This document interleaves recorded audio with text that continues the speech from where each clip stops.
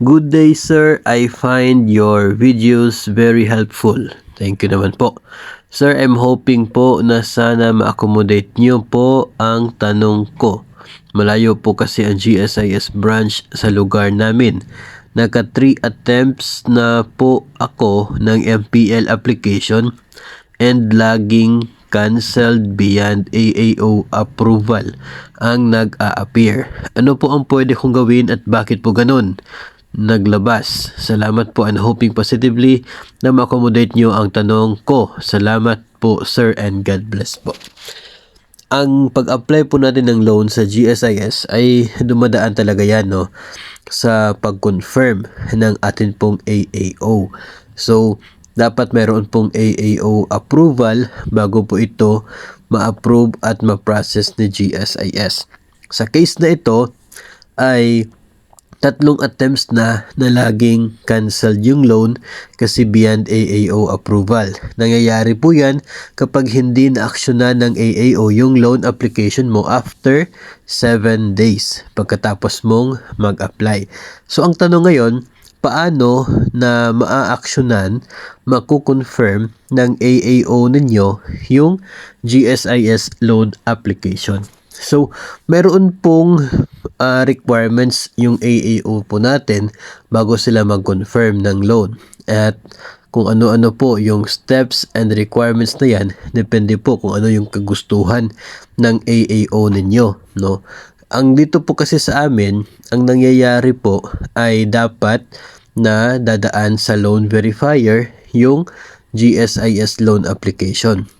Requirement po yun para ma-identify, ma-evaluate kung meron pang sapat na kakayahan yung sahod ni GSIS member para bayaran yung kanyang inapplyan na GSIS loan. So, ang ginagawa namin ay mag-email sa aming loan verifier ng payslip at doon po sa amortization ng aming inapplyan na GSIS. Pagkatapos po na mag-reply ng aming loan verifier ay direct na po yun sa aming AAO at pag matanggap yun ng AAO ay sila na po yung mag-confirm ng loan.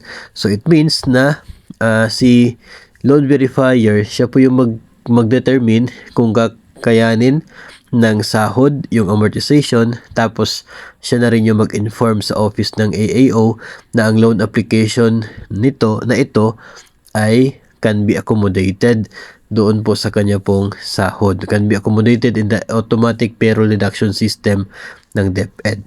So kapag nangyari yon, confirm ni AAO, maghintay ka na lamang ng processing ni GSIS.